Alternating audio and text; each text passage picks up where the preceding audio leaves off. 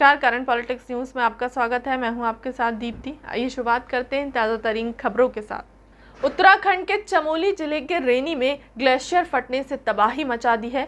बताया जा रहा है कि ग्लेशियर फटने से धौली नदी में बाढ़ आ गई है। इसमें चमोली से हरिद्वार तक खतरा बढ़ गया है। सूचना मिलते ही प्रशासन की टीम मौके के लिए रवाना हो गई है।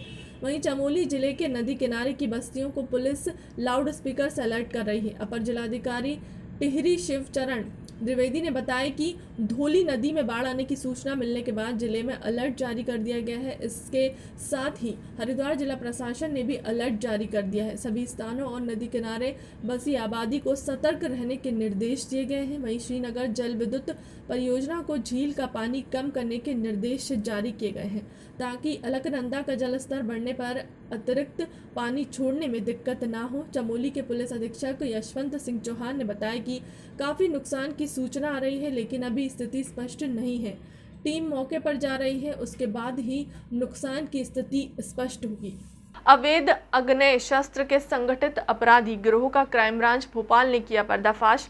थाना क्राइम ब्रांच भोपाल की टीम प्रतिदिन की भांति संपत्ति संबंधी अपराधों की पतारसी हेतु थाना से रवाना हुए थे। उस दौरान मुखबिर से सूचना मिली कि अयोध्या बाईपास मार्ग पर पुलिया के पास एक व्यक्ति अवैध हथियार बेचते हुए खड़ा था, जिसका हुलिया सांवले रंग का था, कत्थई रंग की जैकेट पहनी थी। उस व्यक्ति के पास पिस्टल व राउंड थे, जिससे वो किसी को बेचने की नीयत से खड़ा है।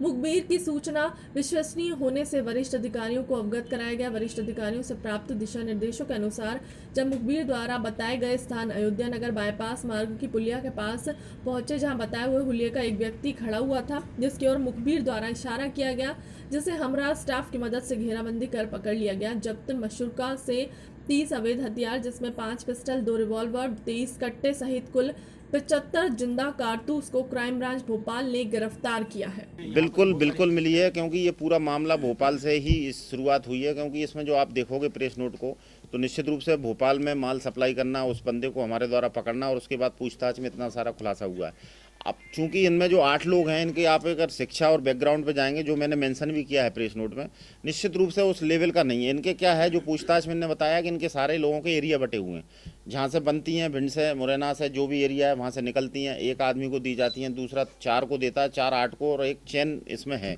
वो चैन के कारण ही इस मात्रा में, इतनी बड़ी मात्रा में ये हथियार हमने बरामद किए हैं। केंद्र और प्रदेश की सरकार की जन कल्याणकारी योजनाओं में जनजातियों को लाभ पहुंचाने, इसके लिए कार्यकर्ताओं की महती भूमिका है।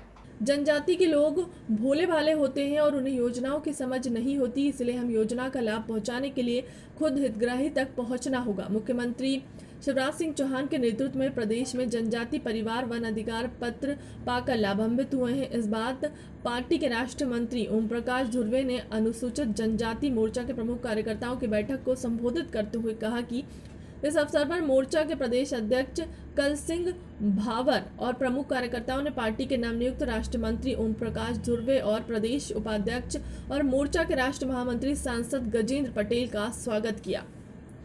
पूर्व लोकसभा अध्यक्ष मती सुमित्रा महाजन ने राज्यसभा सांसद ज्योतिरादित्य सिंधिया और जल संसाधन मंत्री तुलसीराम सिलावट ने उनके निवास पर पहुंचकर भेंट की और शाल गुलदस्ता देकर ताई को सम्मानित किया। संस्कृति बचाओ मंच द्वारा मां वैष्णो धाम आदर्श नवदुर्गा में चमोली उत्तराखंड में भगवान रुद्र के रौद्र रूप का जो नज़ारा देखने को मिला, उसके पश्चात भगवान पशुपतिनाथ से यह प्रार्थना की गई है, आप अपने रौद्र रूप को शांत करिए, क्योंकि भगवान रुद्र जो कि मृत्यु को हराने वाले देवता हैं, मृत्युंजय भगवान है, ऐसा रुद्र रूप वह उत्तराखंड में बार बार दिख रहा है। इसके पीछे भक्तों द्वारा उनके पवित्र नगरी के जो पिकनिक स्पॉट समझ के अपवित्र करने का प्रयास किया जा रहा है, उसके कारण भगवान का प्रकोप बार बार देखने को मिल रहा है। प्रभु से यही प्रार्थना है कि आप अपने रौद्र रूप को शांत करें और उसके लिए संस्कृति बचाओ मंच रुद्राभिषेक करके उनसे यही प्रार्थना कर रहे हैं। जमीयत की टीम द्वारा आज भोपाल की आवाम और तंजीमें के साथ भोपाल की ईदगाह की सुरक्षा के लिए बेदारी का सबूत दे रही हैं, पर बोर्ड नगर निगम पूरी तरह आंख मूंद कर बैठा है। अफसोस, नगर निगम द्वारा ईदगाह की पार्किंग का इस्तेमाल कचरा घर में और कचरा गाड़ियां खड़ी करने में किया जा रहा है, पर उसके संरक्षण की ओर कोई ध्यान नहीं दिया गया।